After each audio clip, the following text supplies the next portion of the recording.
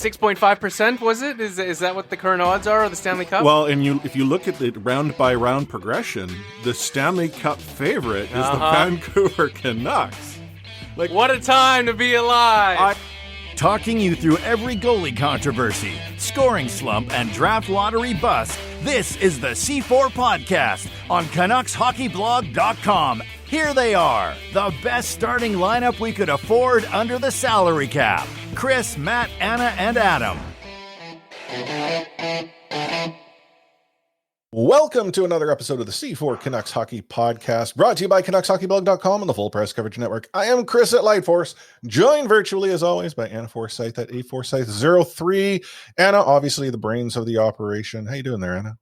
I'm good. I'm hot. It's hot here. I don't like this. I know, thanks. I mean, I'm going to have to contact HR again, which is you, so that's problematic. It is so problematic. Hi, Anna's mom. Yeah. Hi, Mom. Yeah, you know, we're joined with special guest Darren Brown from the Sound of Hockey podcast, who's probably already regretting actually saying yes to this invitation. You can find him on Twitter at Darren Fun Brown and as well soundofhockey.com. Welcome, Darren. Thank you. Thanks for having me. And I do feel quite uncomfortable based on that initial interaction, but I'm happy to be here nonetheless.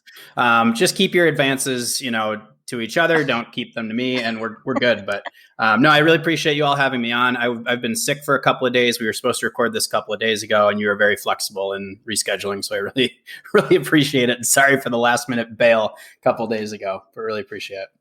Well, no problem. I mean, the fact that you were even going to try to actually record is next level commitment. I was actually at the computer. Around, where I'm sitting right now. I was at the computer, like trying to log in, and I was like, I can't do it. I just cannot do it. And I had to exit the desk very, very quickly. That's all I'm going to say, but we'll leave that to the listeners' imagination. Thanks for sharing.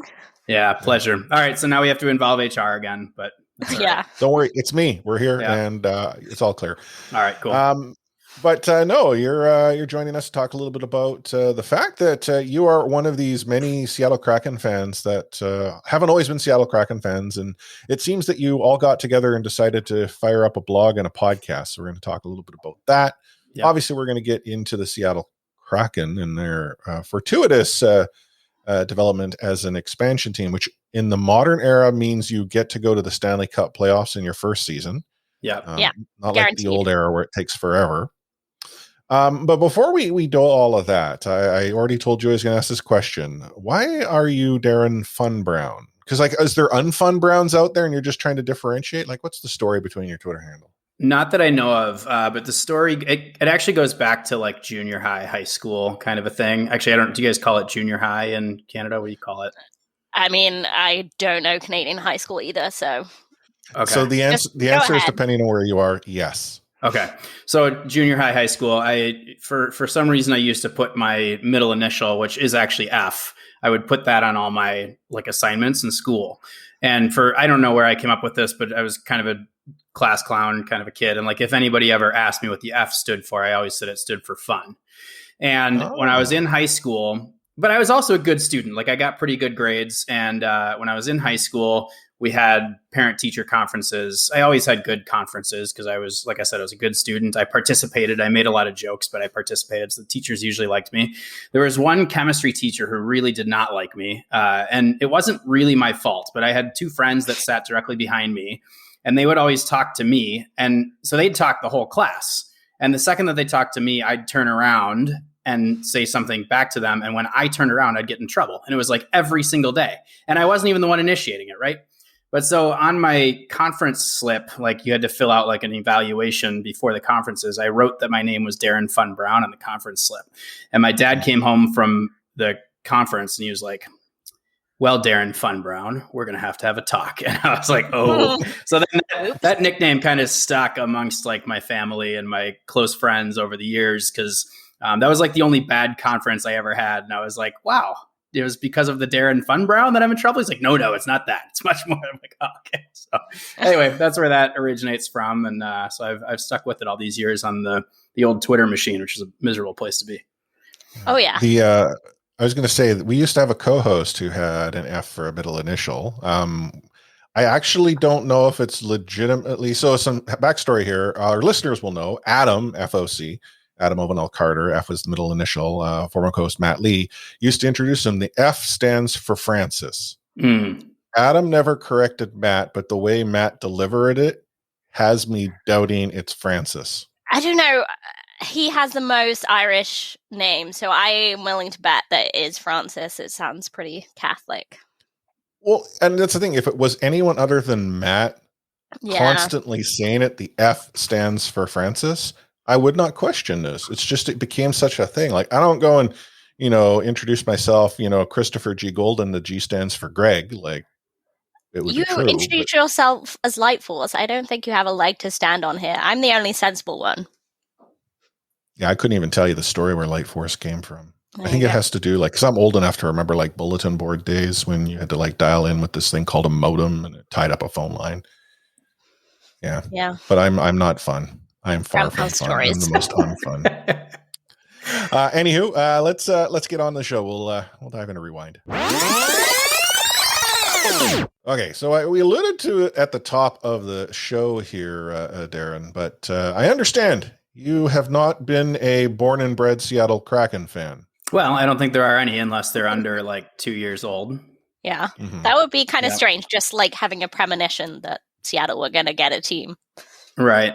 Yeah. I think if you were to define a born and bred Kraken fan, the closest thing you would get is somebody who has lived here their whole life and been a hockey fan. But even in those cases, right, they've probably got an allegiance for another team. I grew up in Minnesota, and when I was a little kid, the North Stars existed, and then they moved away when I was probably 4 or 5 years old.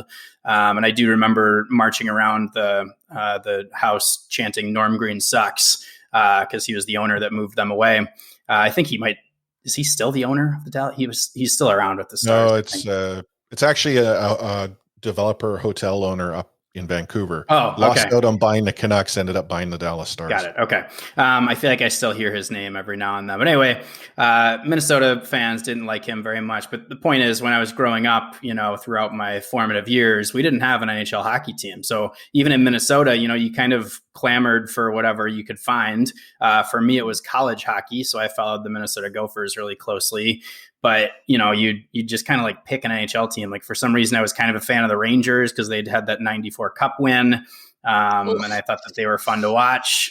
Listen, I didn't stick with it, right? Okay. Eventually the Wild showed up and I became a Wild fan. My point is, you just kind of latch onto a team when you don't have a team in your market, and people don't necessarily understand how that is, but that is how it is, right? When you grow up in a place that you don't have a team, you just find one to root for. You don't know anything else, right? So yeah, there aren't really born and bred fans, but I think that there are a lot of hockey fans here, especially with our proximity to Canada.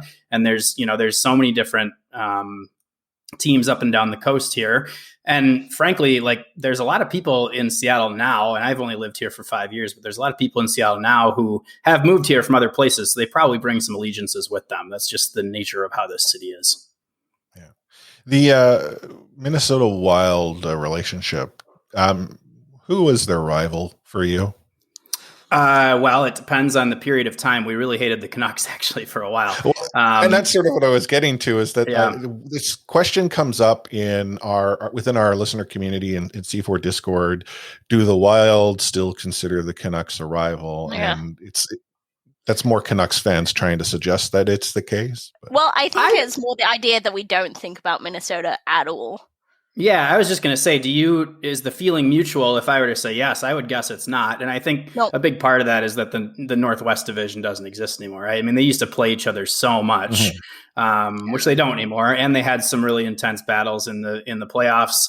In the Wild, when they were in those first few years, they had some really big, tough dudes that could really mix it up. That was one of their few strengths at the time, aside from playing a neutral zone trap, right? So, those games were physical. They were intense. There were always tons of fights. And, I think looking back, and I actually heard an interview the other day with Matt Cook, who played on both sides of that rivalry. And he was like, there were guys on the Wild when I was on the Canucks that I was downright afraid of. Right. And that's Matt Cook talking. So, it was an intense rivalry. We've always really hated the Avalanche too. And that rivalry kind of still stands, although the Avalanche are so much better than Minnesota now. So it's kind of like, that feels a little bit one-sided as well, but those games are always a little bit hotly contested, I'd say. Yeah. Yeah. I think, during that era, if you were to ask a Canucks fan who the rival was, it would have been like Calgary or Edmonton, but to the point of, do they consider Vancouver a rival? No, Calgary and Edmonton, they're the geographic rivals that have existed forevermore. I mean, one might argue Toronto, Montreal, and Canada have had sort of the geography, though when Quebec was there, I think it was Montreal, Quebec.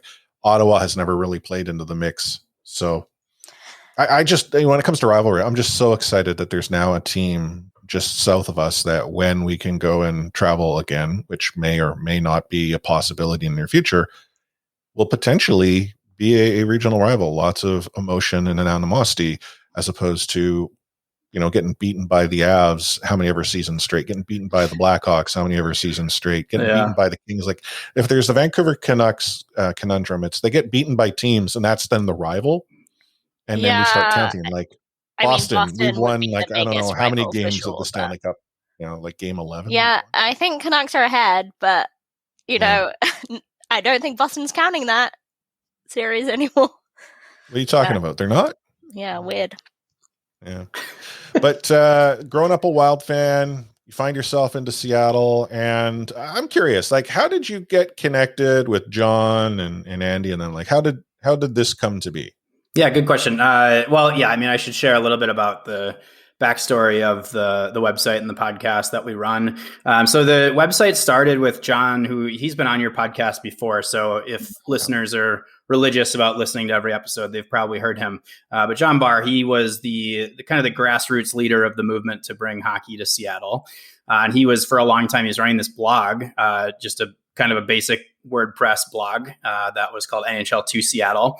And he got a pretty good following on it. And he really was, I always thought that his strength was just his ability to like bring people together and build a community out of something that, he had this belief that there were hockey fans in Seattle, right? There's 2 WHL teams within half an hour in either direction, and they fill the arenas, right? So clearly there's people here that are at least somewhat interested in hockey. And so but he just thought that, listen, there's all these people here that clearly like hockey, but there's no one getting them together. So he'd run like watch parties and things like that. When the city council had a vote on the arena, he'd get people to show up in their hockey jerseys and try to persuade the city council to vote in honor or in favor of the arena, and just things like that. And so I always thought that his story was interesting. When I moved to Seattle, I kind of was aware of it. I had always seen his little NHL2 Seattle logo, so I was somewat familiar with what he was doing. At the time, I had gotten interested in doing some writing and podcasting and stuff like that. And, I had moved to Seattle, but I was like, hey, I only really know about the Wild. Like, this is the team that I follow closely. So I'm going to keep watching them, keep following them. And so I started writing for the SB Nation blog out of Minnesota, even though I was living in Seattle. And so I reached out to John. I was like, hey, do you want to come on our podcast? I think it would be, you'd have an interesting story to tell. You and I both live in Seattle, so there's probably at least a connection. And that was really all I was trying to get out of it. And we ended up having lunch, and he was like, I actually need writers for my blog, for my NHL2 Seattle blog. And so that was like kind of where it started. And then over time, we developed an interesting friendship, and we play hockey together and see each other pretty frequently for beers and watch parties and stuff like that. And, he's just an all around great dude. And so, his story is fascinating because he's just a regular guy. And so, at some point, though, we were putting a lot of effort into this website and the podcast. And I remember there was a point where the podcast I was doing previously, it kind of just fell apart. The other guys were like, I don't want to do this anymore. I was like, okay.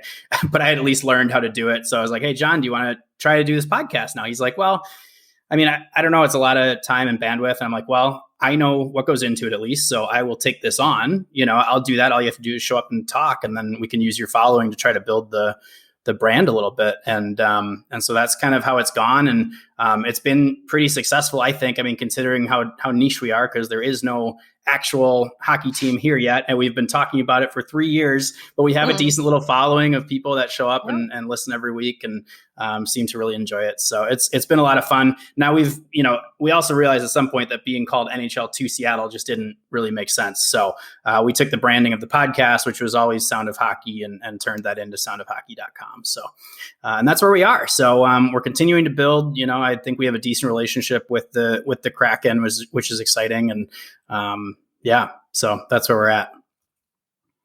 The Sound of Hockey brand, I just want to point out that news broke here on C4 because I did not realize that you guys were going to have an actual launch. John didn't make that clear when he joined us. Classic John. But it's pretty cool to hear about sort of the formation of the community. I mean, we're obviously in a much different market. One, I think, and I'm not trying to compare sort of like Canada, US here. I mean, the Pacific Northwest is very similar. But it's almost like this expectation in Canada that you like hockey. And from there, I mean, we're one of 132 Canucks podcasts. We can lay the claim to being the longest running, though, because we are. Many come and many go. Well, that's why we started 3 years before the team got here, so that we can always claim that for the Kraken too. So, yeah, but can you claim to be the best mediocre Kraken podcast? Because we make that claim too. Yeah, I think so. I don't see why not. Good.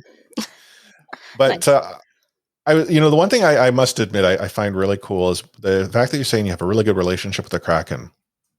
I'm not going to lie. I don't even think the Canucks know we exist. Yeah. Well, so there's some jealousy there. Yeah, no, I get that. And frankly, it's like you said, it's a very different market, right? And I even noticed because I came from Minnesota, right? And so there's 1,000 blogs and podcasts and people trying to essentially do exactly what we're doing now. But the market is so inundated and so saturated with people that know hockey that it's really hard to do anything with that, right? So I totally get that. In Seattle, I didn't really realize how good of an opportunity it was to continue writing and talking about hockey until I was like, holy crap, like there's a lot of people that want to talk about hockey and nobody's talking about hockey. So we actually have a really good opportunity here to be the first ones in the market doing this kind of thing. And sure, there's a few others now, but we really were the first ones doing it. And I think it's been beneficial. And, I think the team probably feels like there's some sort of debt of gratitude owed to John for all the work that he did and honestly helping get the team here. So I think that's helped with the relationship over time. And then Andy, our other person that does a lot of writing for us, and he's on the podcast as well. He actually is doing freelance work for the Kraken as well. So he's a freelance writer for NHL.com. But he's been covering the Seattle Thunderbirds for many years. And so he really goes about it as more of like a beat writer, as opposed to John and I are more kind of here having fun and trying to put out good content, but and more of less of a traditional approach. So have the Kraken always been super open with you in terms of giving you guests and content? And has there been anything they've said no to or been resistant to? We always have some requests in for certain guests within the organization. You can guess who some of the bigger names are that haven't been on the show yet, right? So, right. So it's not that they necessarily say no. It's more that they aren't quite as eager to help us out with getting certain people on the show. But they're, it's more like when the time is right, we'll let you talk to them. So, and so far, some of those just haven't happened, but we're not worried about it. We think that where we are now, it feels like we have a really good relationship, and we're continuing to try to foster as much as we can. Francesco Aquilini follows me on Twitter. And there's always this tempted, sensation. I mean, should I slide in his DMs and say, hey, Francesco, want to join us here on C4? I presume I'm going to be immediately blocked the moment I do that. So I just like to float the fact that it says follows you, and whomever it was that was running his account at the time made that mistake. Yeah, you never know though. I can't necessarily speak to the owner of the team. When I was doing the Wild podcast, we would rarely reach out to people within the Wild organization, because we also know that they're very tight with that organization. Doesn't give press credentials to anybody who's not like a member of the PHWA or whatever. So, so we never really tried too hard to get people from actually within the Wild organization. But I got to say, the hockey community in general, people are pretty pretty willing to talk. And I'm sure you guys have found that over the years. Like our big thing for finding guests when I was doing that podcast, and then we were really just like three schlubs at that time, right? Now we're still three schlubs, I'd say, but a little bit less schlubby because we have a pretty good following now. But at that time, I mean, our approach was just DMing people on Twitter. Like any hockey person with a little bit of a following that had their DMs open, we'd reach out and be like, hey, any interest in chatting about the Minnesota Wild, right? And like 25% of them would say yes, right? So we get some pretty decent guests that way. And but I think really that just speaks volumes to how great the hockey community can be sometimes too, is like, you know, they see when you're a young person that's trying to just like come up with something creative and interesting, and they know that they'd get value and be excited to talk to you. And, you know, just seeing that people would respond and positively be willing to come onto your podcast knowing very little about you, I think it speaks volumes to how the hockey community can be. Yeah. Well, just on that note, I mean, the hockey community is sort of what brought us together. Like, I was initially reaching out to John because a mutual listener of ours suggested, hey, you should talk to those guys down the highway. Yeah. In fact, you might know her because she was the one who got you and I connected. Oh, yeah. Lisa. I do know. Yeah. I actually have never met her in person. Oh, sorry. I got a motorcycle going by. I don't know her in person. Like, I've never met her personally, but she's a big follower and fan of the show. Definitely. By the way, I just confirmed that Norm Green is still alive. I wasn't sure on that. I just wanted to check. Okay. He's 87 years old. Yeah, Norm is one of those old-timey names, really. Yeah. Yeah. There's also now a car alarm going off in the neighborhood. Do we need to? That's okay. I mean, the stuff we used to have. So this podcast started here in my condo. My original co-host, Clay Emo, who you might, if you see any of the Canucks parody videos in that, Clay is the guy. We sat in the living room, fire trucks going up and down the street, my cat like nuzzling and purring against the single Yeti microphone. Like, I mean, yeah, our longtime listeners, they're used to that. Got it. Talking about sort of the Kraken a little bit more in detail. Speaking of people involved with other teams, JT Brown hung up the skates and was recently announced to be joining John Forsling in the booth. That's right. Did that catch you by surprise? Like, again, I'm not, it's just like, wow, I think that's a pretty cool get and an opportunity in a new market for someone who wants to get in the field. It caught me by surprise in the sense that it was not somebody that anybody was expecting, right? I mean, I was as surprised as anybody else that was the name that they ended up with, especially because he was still technically playing hockey, right?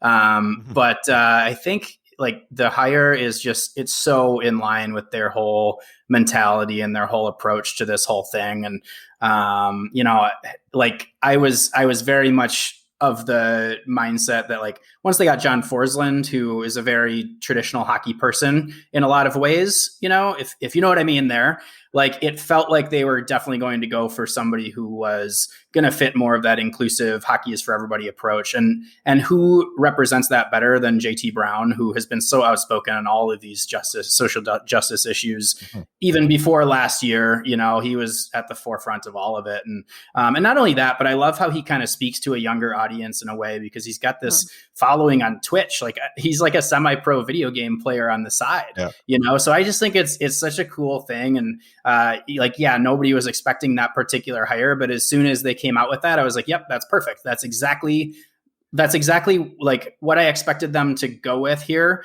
because it's not what you would necessarily expect, if that makes sense. And it's a perfect fit. I absolutely love it. I think he's going to be so great. And I'm very excited that they managed to hire him. I think it's a brilliant hire. Yeah, I agree. I not generally in favor of giving like hockey players with no experience of media just jobs for the sake of it, but JT Brown is one of those people that's always been tuned in at kind of a higher level to the game, and he's shown that throughout his career. So I think it's really exciting. I think it's definitely one of those hires that makes it a lot of Canucks fans jealous that they have that approach. Well, I mean, there's got to be other people too, like not to rub it in, but there's got to be other people in the Kraken organization already that have made you feel that way. Am I right? Oh gosh. Oh yes. Like it's a topic that comes up not only on our podcast, just between like Anna and I chatting, guests of ours are like, did you see who the Kraken have hired? Yeah. Like, we had Brock McGillis on, and he was talking about the Seattle Kraken, and don't you wish you could be cheering for that team instead of the Canucks? Now, granted, he's taking shots at the Canucks on our Yeah. But the point being is that, like, it feels to me that the Kraken are looking at how they can change the culture of the sport more than really any other team has ever even tried to. I think there are teams that have tried to take a progressive approach, and whether, right or wrong, find themselves drawn back into this old hockey mentality. And then you have the Kraken are like, well, we've got none of that history tying us down, so let's go and let's see if we can do something special. And, like, I'll tell you, I mean, you've probably seen this on social media, but there are a number of longtime Canucks fans who are like, yeah, you know what, I'm going to be cheering for the Kraken now too. Like, they're not necessarily giving out their Canucks jerseys, but they're throwing a Kraken one into the closet right beside it. That's interesting. Well, I think you hit the nail on the head with the not having the history that they're tied to, right? Because I think a big part of it too is, like, there's probably organizations that have said, yeah, we're going to try to change the culture, and they meant it, right? I bet they said it earnestly. But then they try to go down this road that is a little bit different, and then they don't have success right away. And then all of a sudden the general manager has pressure to win, and he says, oh, I got to go back to the old crusty guy that I've hired 5 times that helped me the last time. And then all of a sudden you're right back in the old boys club that it's always been. And so I think you hit the nail on the head that the Kraken have this opportunity because there isn't this history. Right. And so now they've said, this is how we're going to build the organization.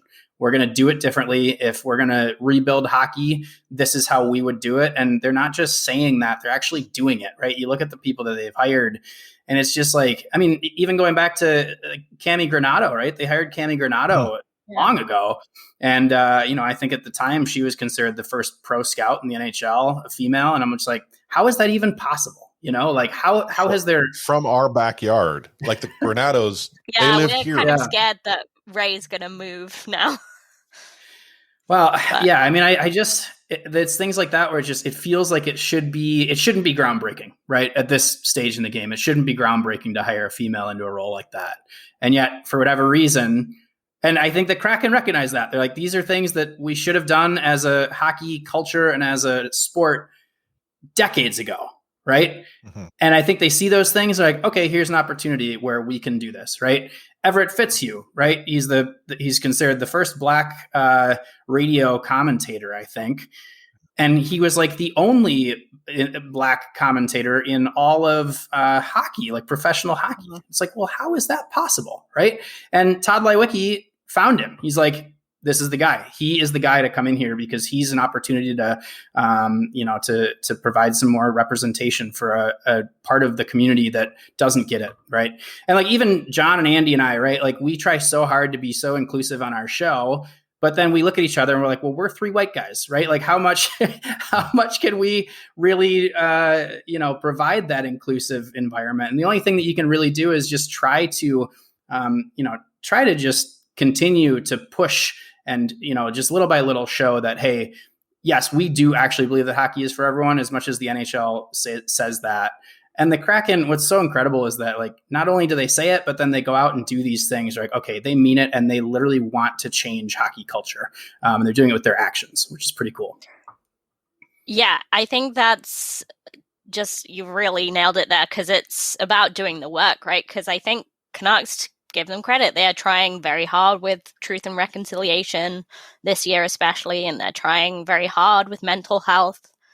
But you need the people in the organization or you're going to keep making missteps and mistakes. And yeah, Seattle, by building that way from the beginning, and it hasn't been token at all. So I think that's really important. I hope that continues. Yeah. Exactly. That's a great way of putting it too. It's not like they're not doing it just to do it. This is how they're building their team. Right. Alex Mandrycky, she's right at the forefront of their hockey operations. It's just, and it just, the list goes on and on. It's like, okay, this is cool. This isn't just lip service. This is real. And they're doing the right thing here from the beginning to build the foundation that this is how the organization is always going to run.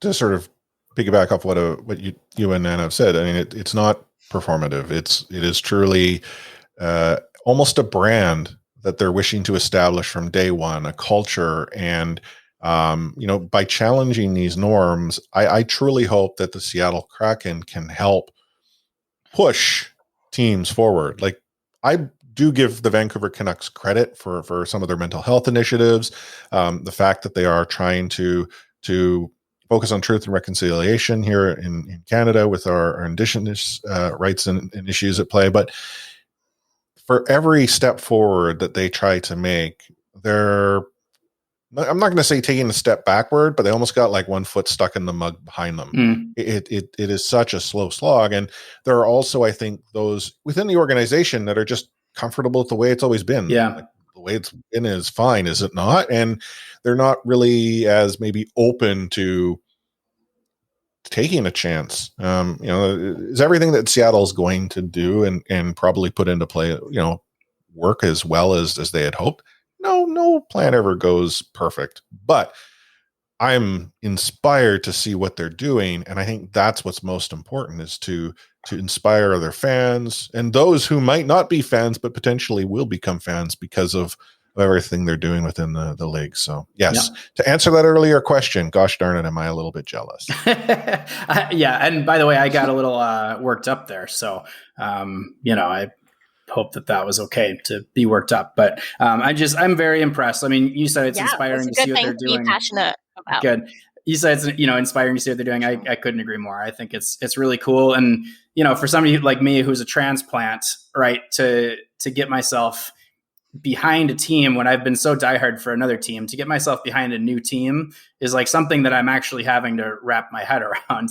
And but it's really easy to root for a team that does things that are actually trying to change hockey culture, which we all know has had its bumps in the road here especially over the last few years. But then you start to unravel it a little bit and you're like, oh, it's always actually been kind of terrible, and we just didn't see it because nobody really called it out. So it's cool. It's really cool what they're doing, and it does make it pretty easy to root for them too. It does. Yes. Well, we're going to get yourselves. Sorry, I was just going to say, like, the only thing I thank the Kraken for is making their logo so ugly that I don't want to buy all of their gear because I am so close to doing it. I'm sorry, it's really bad, but I love the colors. That's interesting. I hate the logo. Chris, do you agree? It looks like those S's you drew in school. Yeah, I know. Back when I was Darren Funbrown, I would draw those S's for sure. Yeah, exactly. You don't think it's so bad though, Chris? No, I'm like, is it the best in the league? But I think it's popping. Mm-hmm. Like I like it. I like it. I like it better than the Canucks logo. Like I'm sorry, but as long as the Vancouver Canucks have to put the word Canucks on their logo, with the way they have, like, there are better ways to go about this, and the Vancouver Canucks have just never been able to figure it out. Don't need to relitigate it, but yeah, I'm still a fan of having the city name on the jersey because I don't think that's bad to know where you came from. So, but anyway, the point is that I'm very jealous, and that's probably the only thing stopping me. Crossing the border, so to speak. Oh, but what about that? What about that secondary logo with like the anchor and the Space Needle hidden in it? It's perfect. Yeah. Perfect, Anna. Perfect. It's definitely better. Okay. And I love the colors. Like, the Seahawks colors are so ugly. I think Kraken got a pass on the fact that the league didn't want them to go blue and green like the Canucks. So they got freedom to have a nice set of jerseys, and the color scheme is so nice. Yeah. I mean, we always tried to avoid talking about the team name because that was like the only thing that people would talk about, right? Was just, what's the team name going to be? What's the team name going to be? Right? It doesn't matter what the team name is going to be. You're going to root for the team no matter what, right? But, Kraken was never my favorite. Like, when you'd see that list of 20 team names, Kraken was never my favorite. But when they did the whole unveil and showed the whole package, and they showed what the jerseys were going to look like on that first day, the name, the jerseys, the logo, all that stuff was all done as one reveal. And I was like, you know what? This whole thing makes a ton of sense to me. And it's going to be really freaking cool when opening night happens and the lights go off and they have this whole like maritime thing happening on the ice, and you just Yeah. start to envision it's like, dude, this is gonna be awesome. So There's I'm so many game entertainment stuff that can be done there. Yeah, if they had just unveiled it and been like, we're the Kraken, and then didn't really do anything else with it, I'd have been like, all right. But because they did all of it at once, I was like, dude, this is cool. I love this. So I mean, I love the team name. I'm a big fan of the singular team name. I think the NHL needs more of those. So yeah, I like it. Well, we'll take ourselves that short break I tried to get to earlier. You're listening to the C4 Canucks Hockey Podcast on CanucksHockeyBlog.com and the Full Press Coverage Network. Take hitting out of the game. You can't hit anymore, so don't do it. The unsportsmanlike conduct, I want to get an explanation on that. No kidding. Because how do you get suspended for unsportsmanlike conduct? Plus interference. There's no interference there. He had the puck. Now, Madison never ever did that before. Now, why did he do it? And that because he was mad. Well, your early favorite for the Calder Trophy, that's for sure. Elias Pettersson, you might even say your early favorite for the Hart Trophy. Just to get back to your question, Elias is going to play plenty. He's going to get a lot of power play time. And yeah, I'm concerned about our offense. We lost 200-point players, and we've got to find a way to score. Let's talk a little bit about what's going on with the NHL and ultimately how I think things will pan out for the Seattle Kraken. Obviously, we have an expansion draft fast approaching. We have an entry draft soon after that. And then, I think free agency actually falls in between the two. Because again, we're still sort of in pandemic scheduling, and used to be everything was clockwork. Like I could tell you, boom, boom, boom. Now I'm a little up in the air. Well, the expansion draft also doesn't happen every year, so. Oh, really? Well, heck, if I know what's going on. I mean, so this is actually to give some backstory here. The moment the Canucks are done, I don't care. I don't know what's going on. Like right now in the playoffs, as far as I know, the Minnesota Wild are currently 2 games up in the Stanley Cup final. Yeah, they're almost gonna win the cup. So you should definitely keep an eye on them, or at least root for them. You know what? I wouldn't advise tuning in to watch the games, but definitely root for them. And just remember 2 weeks from now when they are the Stanley Cup champions, where you were sitting when we had this conversation. So sounds good. Yeah. But back to the actual playoffs, we got Montreal currently up on the Vegas Golden Knights, which is counter to the point that, I would say we have collectively agreed on, though, Anna, maybe a little bit more a needle in your haystack here about how bad the North Division is. And then from what I understand before we hit record was the Islanders won their game, was it? So that one should be, was it 3-3 now? Yeah. Series? Game 7.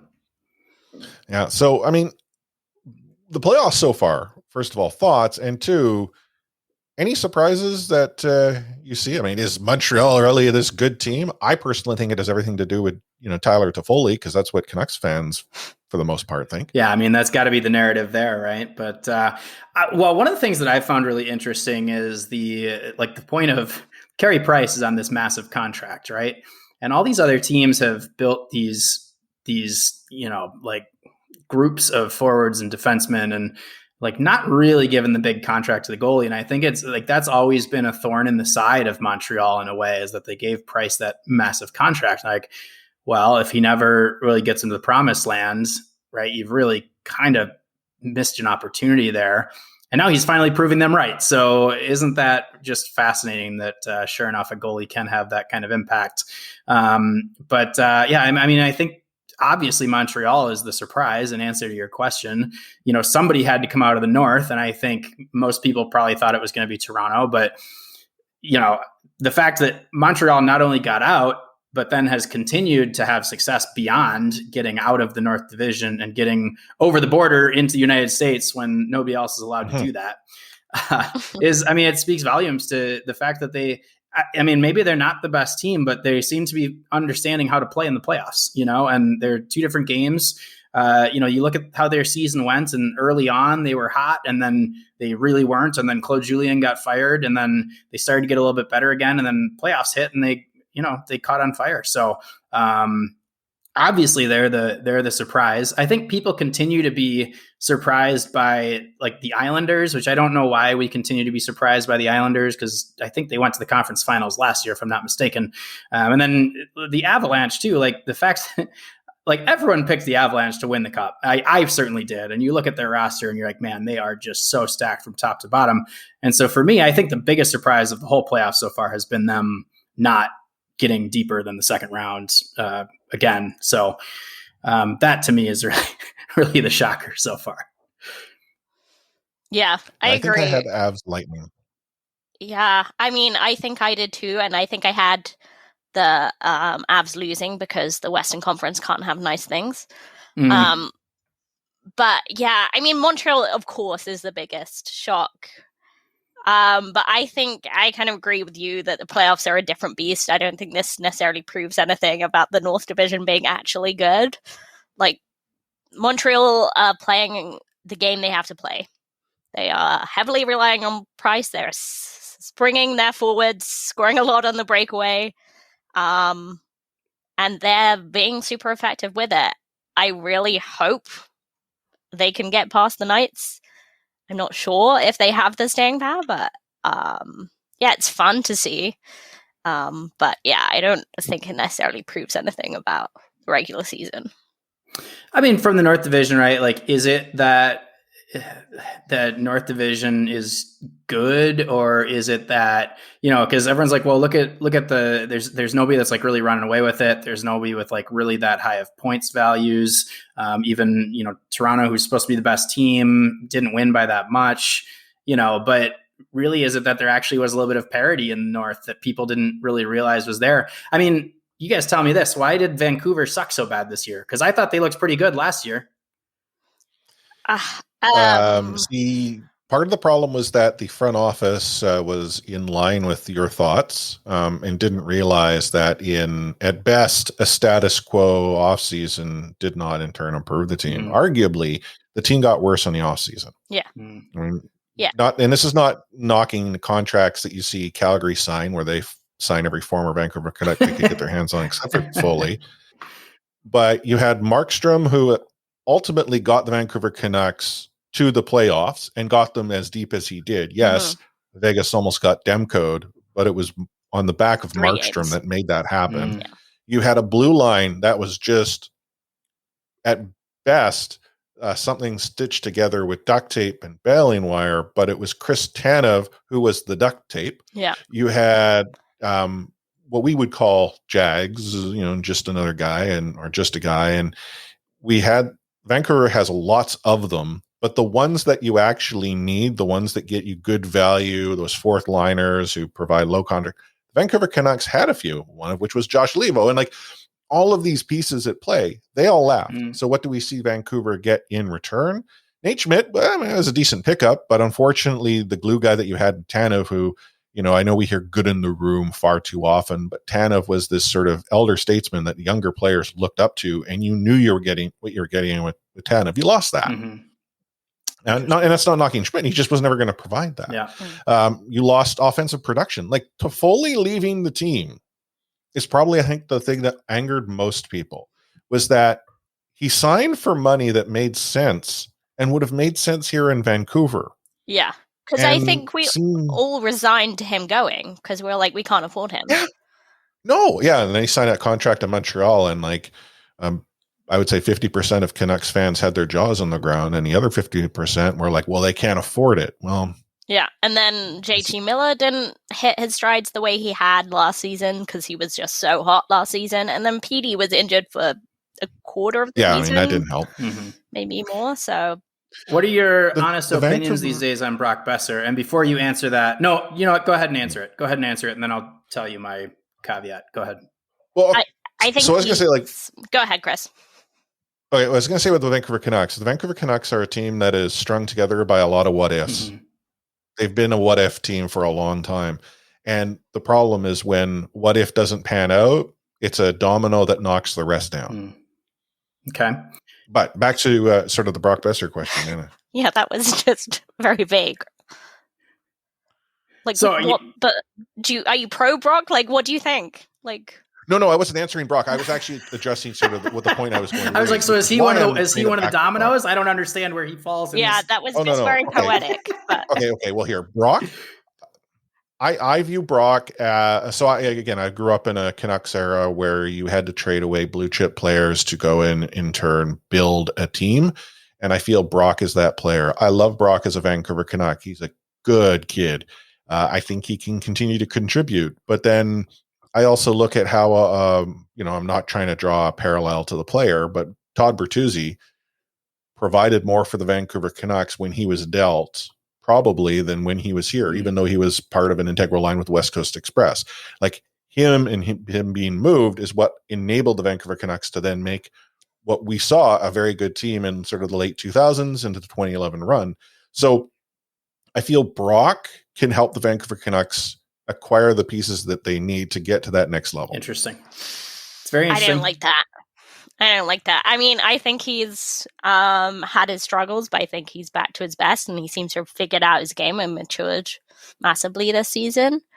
And I also think that you cannot break up the league's best power couple. Like Pedersen would just be crying forever. Yeah. You can't trade him. So my caveat is that he's from my hometown, and my mom is friends with his mom. So that's why I wanted to get I didn't want to like sway your answers there before I shared that with you.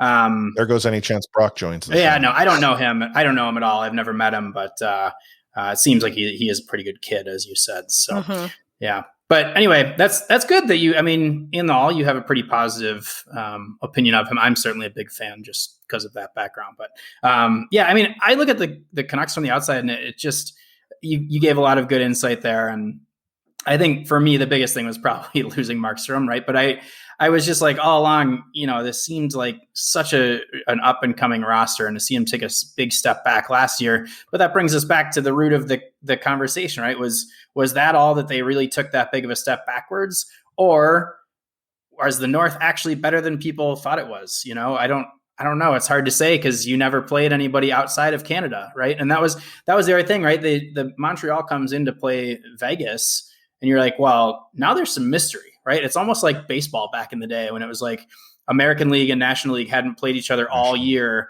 And then you get to the World Series and all of a sudden they have to play each other for the first time. And like, usually you had an idea, but you never really knew how the teams were going to match up, right? And there was that same kind of intrigue this year. I think people kind of assumed that Vegas was going to steamroll Montreal just because of how things had gone throughout the season, right? And Montreal's showing like, no, that's not it. Like, that's not how it's going to go. We're going to put our foot down. We're going to play well. We're going to give you a good fight. We might even end up winning this thing. And it seems very possible as of the recording of this episode that they could end up winning this thing. So it's pretty interesting. And I mean, you can say all you want that the North was not very good, and that's fine. And it's possibly true, right? But you put them in divisions with American-based teams, and all of them were in divisions with American-based teams last season, right? And Canadian teams were still making the playoffs. So, maybe it's not so much that the North stinks. Maybe it's really just the fact that they only played against each other, and there's actually a lot of good teams in the North, and we just don't quite wrap our heads around that because we just don't want to. But I don't know.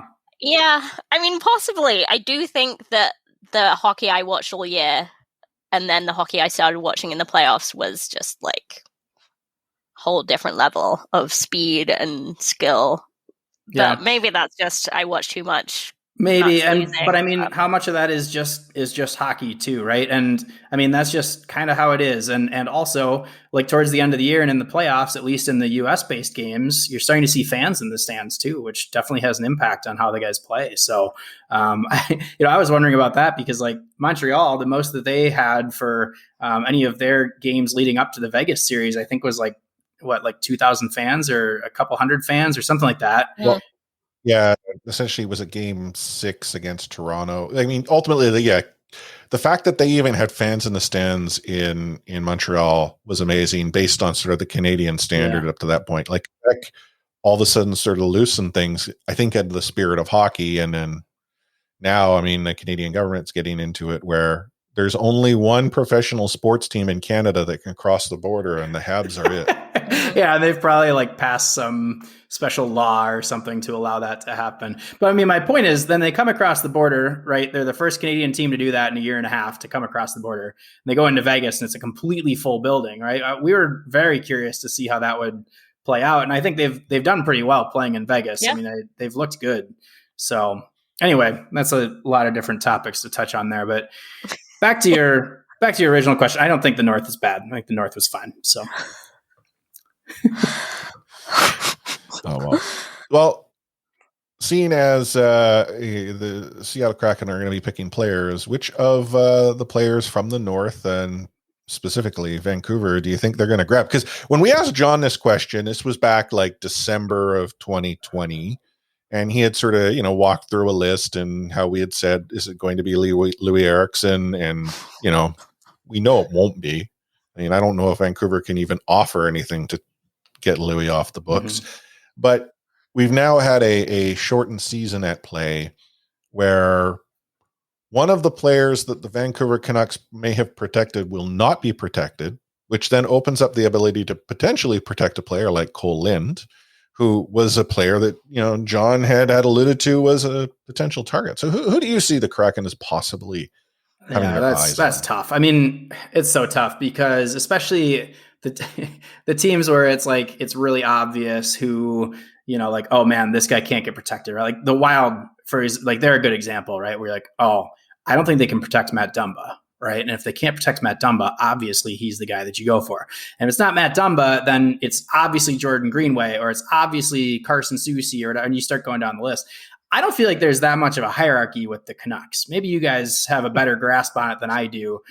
I too thought that Cole Lind made a lot of sense, but if you're saying that he could be protected, then that's probably an issue. The funny thing was back in the day, and this has all changed so much as we've gone through this whole process.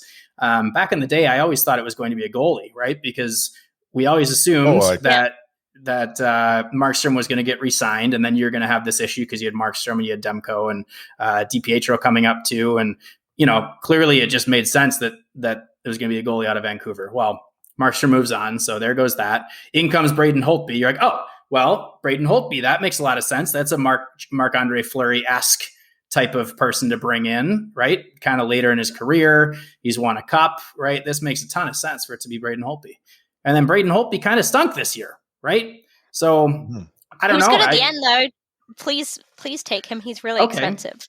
So, yeah, well, but see, he's really expensive in a way that requires Seattle to take most of his salary. And that was even how they structured the contract. And like, I saw them sign him to that deal and I was like, well, that's smart. Because isn't it like, it's like twice as much in the second year than it was in the first year, right? Almost. Or something like that.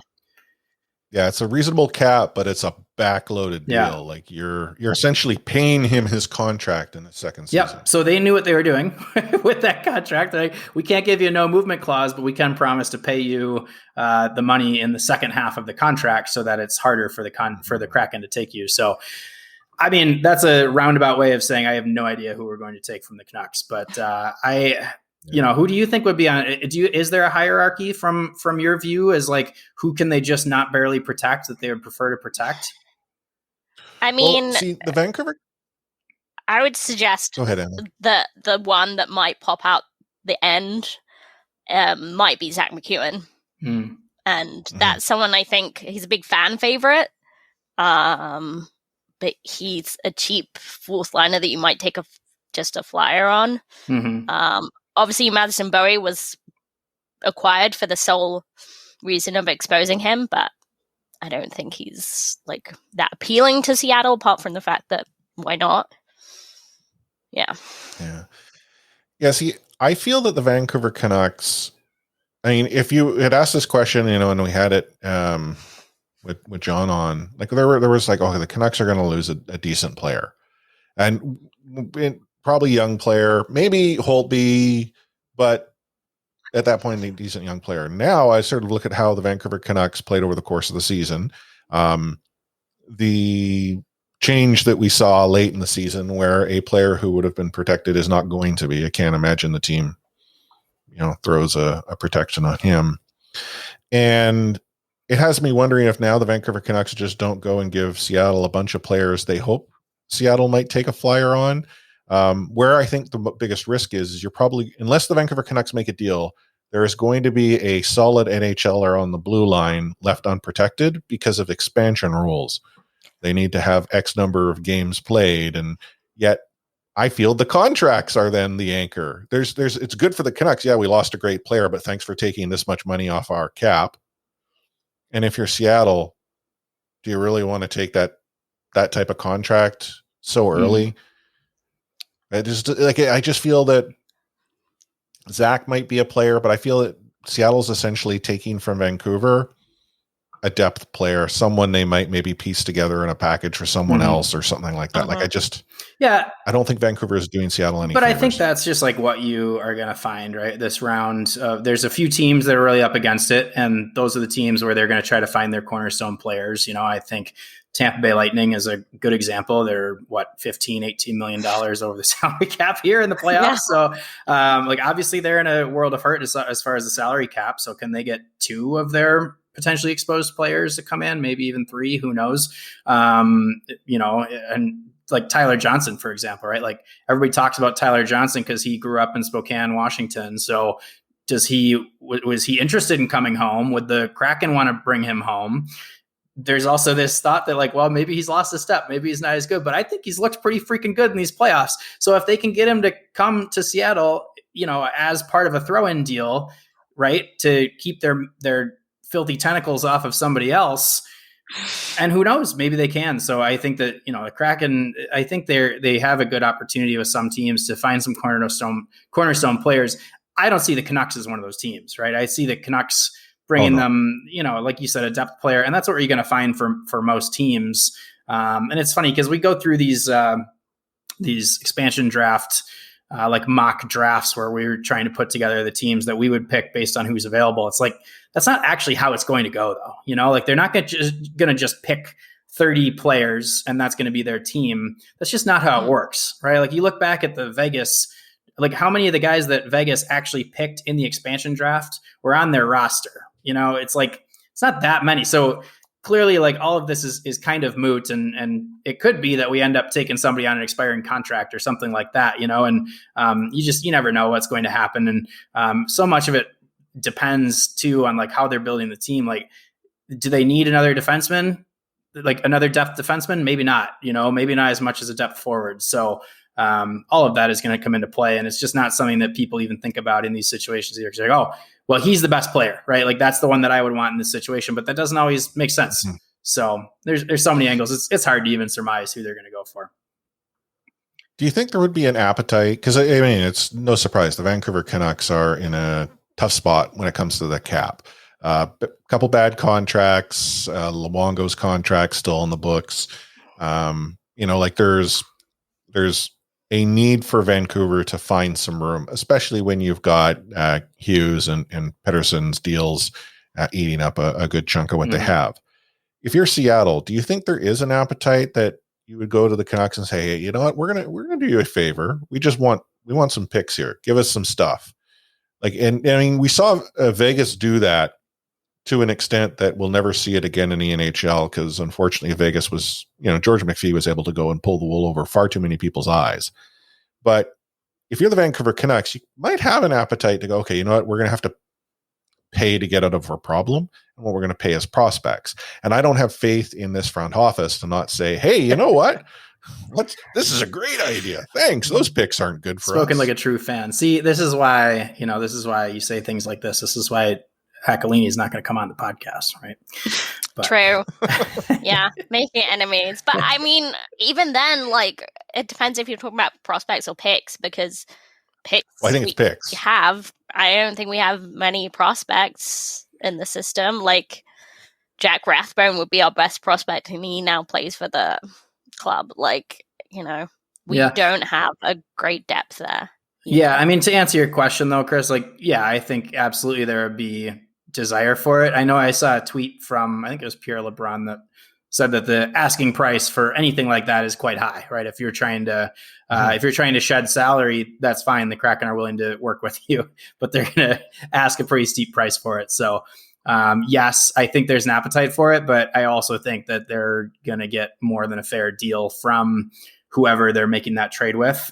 Again, I keep circling back to Tampa Bay because they're so far over the cap. A Carolina, right, is in a not quite as bad of a situation, but they have too many guys to protect and not, it's like these trades are probably still going to happen.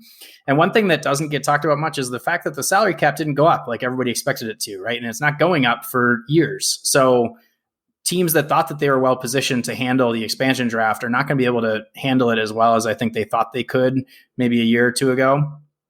And so, yeah, I think there's absolutely an opportunity from some teams to be able to shed salary. It's going to cost them a lot, but I think there's absolutely an opportunity. I think the Kraken would definitely listen to that. I think they'd be fools not to listen to those kinds of calls. Yeah. Well, if there's a team that I think loves to pay a steep price, it might be the Canucks. Yeah. Oh, man. Believe you me, the flat cap has been talked about a lot in this market. So that is like Jim Benning's number one excuse. The flat cap, the not playing in the Pacific Division. Mm-hmm. That's another one. Just approaching it day to day. How's the 7-year plan going, by the way? Well, we need 2 more years. We got 2. It's a 9-year plan. It's more of a 9-year. So yeah, because the pandemic. I mean, I don't know if I'm a fan of a team that says I'm on a 7-year plan and we get to year 7 and the same general manager says we need 2 more years. I don't blame you for talking negative. I hope that's not how we sound, 7 years from now when the Kraken are 7 years into their are lifting the Stanley Cup for the second time. Right. I saw a thing the other night that after I think it was the second period of the Vegas Montreal game, the fans in Vegas weren't happy with the Golden Knights and they booed the Golden Knights off the ice as they were heading to intermission. And it was like, your team has never been anything close to bad. In fact, they're quite good. They've been quite good for the 4 years that they've existed. And as somebody who rooted for an expansion team for most of his life, I can tell you that there are some very dark days when you're an expansion team for most fans of an expansion team. So, cool your Jets a little bit there because I don't know. It was just something I thought of that, like, man, imagine if your team was just so good from the very beginning and just continued to be so good that they have one bad period and you boo them off the ice. That's wild. In the conference finals. Well, I guess we're calling it the Stanley Cup semifinals. Yeah. Right. It's a bit mad. I mean, going back to the expansion draft, like Tampa are in a lot of cap trouble, like you say, but they also just won a cup.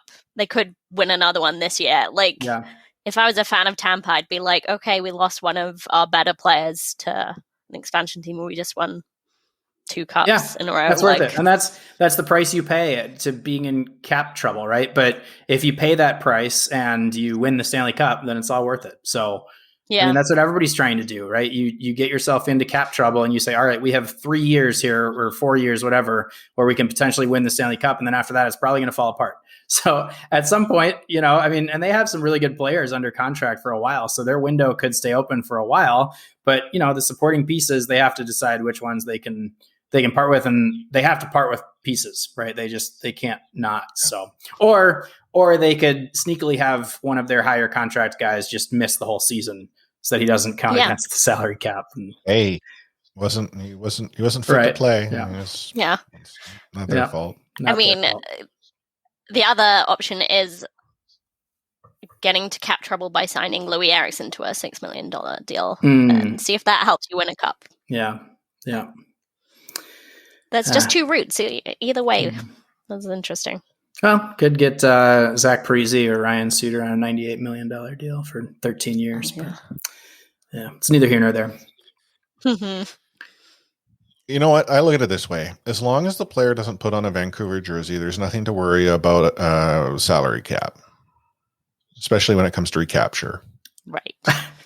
I'm not bitter. I'm not bitter that a team that was following the darn rules at the time is getting punished for it after the fact and is the only team to have been punished. It does. Heck, it always. I was going to say Chris Pronger had a job with the league while he was under contract with the Coyotes. Like, how? I hear you. And playing in it an always All-Star game. feels like that the league seems to.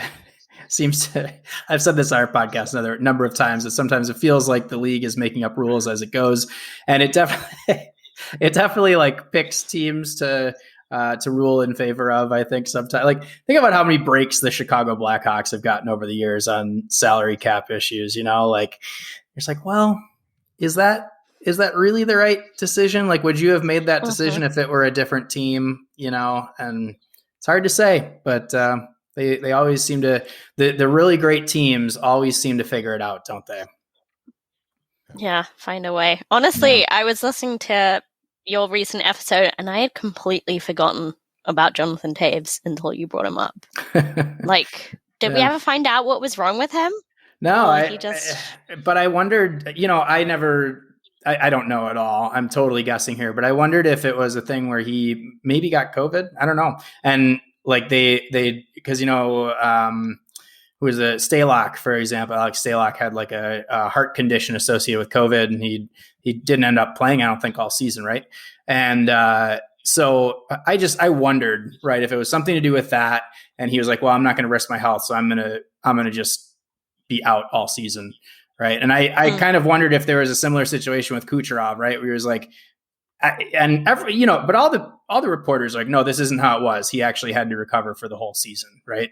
Like, okay, that's the actual report that's coming from the doctors. That's a legitimate thing. But then you also wonder, like, well, the timing of his recovery to be right in time for the playoffs, that seems to line up pretty well. Right. And so you just wonder if there was something else going on with him, with Jonathan Taves, where like, this is a weird season, right? We're playing in a pandemic. Maybe he was going to miss time anyway. And he was like, all right, well, we're going to put him on LTIR for the whole year and save the cap. I don't know. I mean, I don't really know. But it does sound like, as John mentioned in our podcast, that they didn't put him on like the career threatening injury list. So he still has to be protected in the expansion draft. He would have been anyway, because he's on a no move clause, but he's one of the people that they have to use their protection slots for, because he wasn't on that list. Yeah. So that's interesting, because that tells us, right, that he's probably planning to play again next season. But no, I don't think they ever did say what actually was wrong with him. Yeah. I mean, the mysterious NHL upper body injury approach to reporting. Right. It's crazy.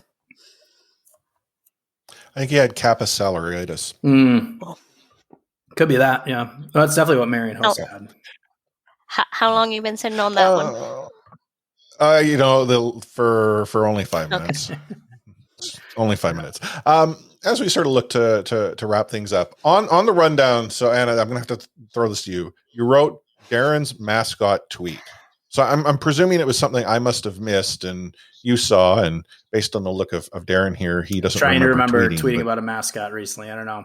Well, this was back on Monday. I think I added it right before we recorded. This was probably pre or mid food poisoning situation. So okay. All right. Yeah, I think I know where you're going. The gist being that if you don't pick UP as your favorite mascot, we can't be friends. Only out of the 4 that they offered, though, because the NHL had put 4 mascots on there. It was UP. It was, I think, Chance from the Golden Knights. Yes. It was Sparky. Sparky and we've had an issue over the years. And I actually forget who the 4th one was, but it was clearly like UP is like, he's a classic, hilarious mascot. Do you have an issue with UP? I have an issue with all like non-animal mascots. Okay. The worst one being Jack from the Vancouver Giants, who is terrifying. Okay. UP is an animal. What is he an animal? Like, what animal is he? Just have you not watched the Muppets? What is animal is an animal. Yeah. But I can't tell you what animal is. UP is an animal. I think he's like a giant, isn't he? UP a giant? Yeah, like Jack the Giant. What's Gritty? Gritty is just what Philadelphia would be if it were a being. That's like, there's no better representation for a city than Gritty. Yeah, I agree. I love Gritty. Gritty's top notch, right?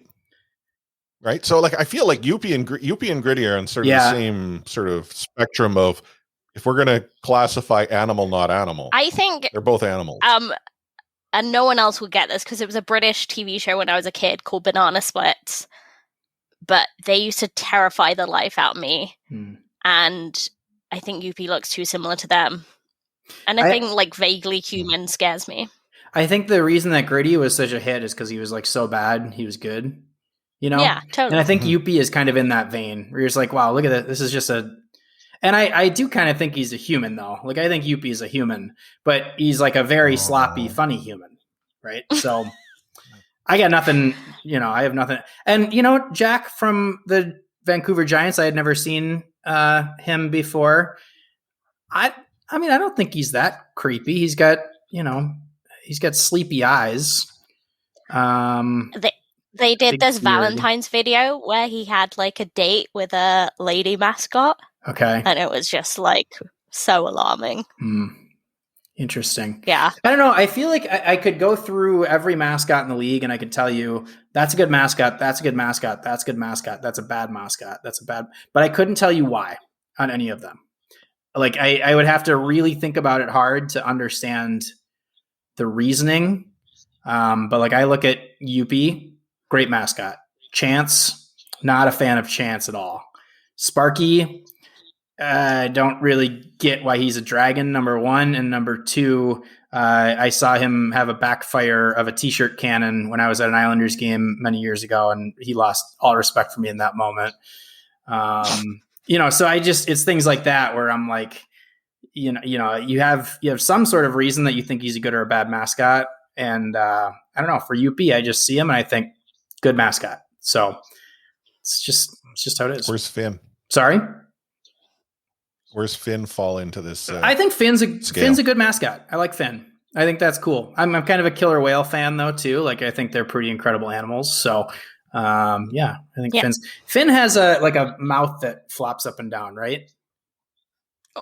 I mean, doesn't really flop, but he bites a lot of people for sure. Okay. That's his shtick. Yeah. Okay. Would be. And then he has the whole, smoke out of the hole. Yeah. See, that's I think nice. he gets a lot of hate, but he's a good mascot, and he got really sassy on Twitter this year, so I think people like him a bit more. Yeah, that's usually a good step for a mascot is to get a sassy Twitter account. Definitely. I always wonder how they manage to tweet with their big hands, but anyway. I mean, great question. Yeah. Yeah, it's probably like using Siri but they can't talk. But they can't talk. Oh, you need to figure this out in mascot lore. Like it needs to make sense. Kids are going to ask these questions. Yeah, that's true. Good point. Yeah. Good point. Yeah, I don't know. Will you be making the trip up here? Presuming you would be allowed to cross the border. Oh, 100%. Yeah, we were up there. Should we be having a we were up there for the draft with 2019, I guess it was, and I came to a couple of wild games up there. So it's a good time to. I mean, it's such an easy trip, So, assuming the border's open, but yeah, and it's in theory. Yeah, like Anna and I plan on making a trip down. Now, this is the thing. I actually genuinely wonder which is going to be the harder ticket to buy: Canucks in Seattle or the Kraken in Vancouver. That's a good. I hate to say it, but I think it'll be harder for us to go and buy the Canucks in Seattle. Yeah, well, I mean, their season they're so sold out, right? But I think you're going to have a pretty big secondary market. I just think things are going to be really expensive, at least, especially for the first year. Like they're going to be crazy expensive. I think that's my expectation. But see, the problem with the secondary market for us is then we're also paying like a 30% premium on those tickets, whereas you can come up here and spend your $5 and enjoy lower bowl seats. Yeah, that's true. What a deal. I mean, yeah, if you're willing to miss a couple minutes, you could get $5 tickets. Yeah. Sure. Mm-hmm. Yeah. Oh man. Hey, and you save a few more bucks if you hit the Costco across the street from the Raj for their hot dog and pop deal for your pregame ritual. And you gotta unfortunately imbibe in stadium. You can't get around that. But no, I'm thinking that it would be good to meet up with you all at some point, whether it's up here or down there. Obviously, it remains to be seen because there's this whole border that apparently doesn't presume that watching a hockey game is an essential travel problem. Unless you're one of the teams playing, in which case it's absolutely essential. Yeah. So anyway, I would definitely be in. I think that would be a lot of fun to connect up and looking forward to the rivalry. I think it's going to be a lot of fun, and I hope that we can do more of these chats moving forward where we kind of break it down, when we're playing real hockey against one another, and then we can start to dislike each other a little bit. But right now, I like you guys, so that's good. Yeah.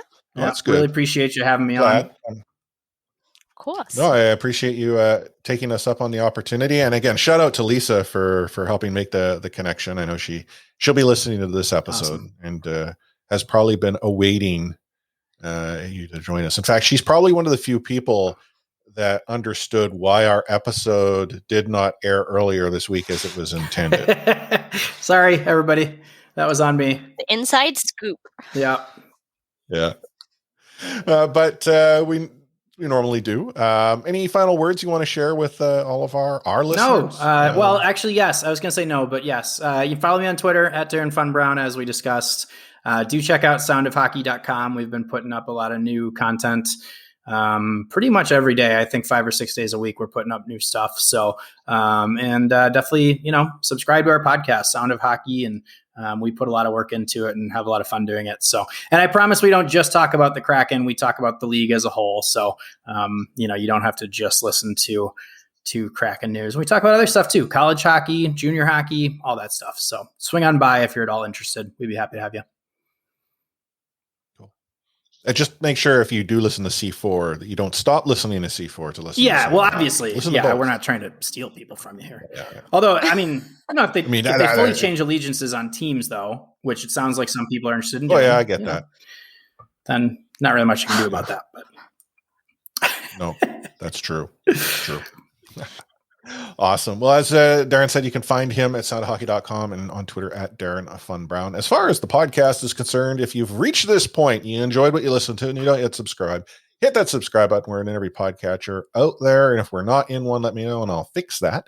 You can find us online at the C4 Podcast on Twitter. And by all means, please join C4 Discord. It's where the greatest conversations take place about hockey, food, Call of Duty Warzone, and narratives in hockey, which was apparently the hot topic today. Darren, does every good Stanley Cup winner need a narrative to drive home, like overcoming adversity or whatever it is, or can they just win because I think there's a narrative that's going to be written no matter what. Maybe the narrative comes later, but there's usually a narrative, I'd say. Okay. Well, it seems to line up with the bulk of what many had suggested. But if you want to get in on that conversation, discord.io/C4 podcast, you'll find it there. And all of this information, if it's too hard to remember, and I imagine it might be this point in the show, c4podcast.com is your source of truth. So Anna, what final words of wisdom do you wish to share to all of our listeners? Well, not to make Darren blush, but seriously, it's such a good podcast. If you're not listening, you should. I started listening as research for when we had John come on, but I stuck with it because it was really fun, and I've recommended it to other people who wanted a general hockey podcast and didn't have a team specifically they were going for. So yeah, would recommend. It's really fun. Lots of bits and segments, and that's right. Fun stuff like that. Words of wisdom from me. Make sure you stay hydrated this weekend. It is going to be hot. I imagine it's going to be hot down your way too, Darren. Yeah, although I'm escaping. I'm going to a bachelor party tomorrow. So thankfully I got the food poisoning out of the way first. So I know we're doing things like that now in the US. I don't mean to rub that in. I'm really sorry, but no, I was going to say, what's travel? I mean, we're allowed to travel within Vancouver, but you can't go too far away. I mean, we felt it for a long time, but things have started to open up here, definitely. Look at our mountains and our beaches, and we'll kind of cheer ourselves up with that. There you go. And melt in our 30 degrees Celsius weather, which is, 100 and some odd freedom points or whatever it is down your way. But on behalf of Darren at Darren Fun Brown, Anna A4603, myself, Chris at Light Force, signing out with those magical words. We out.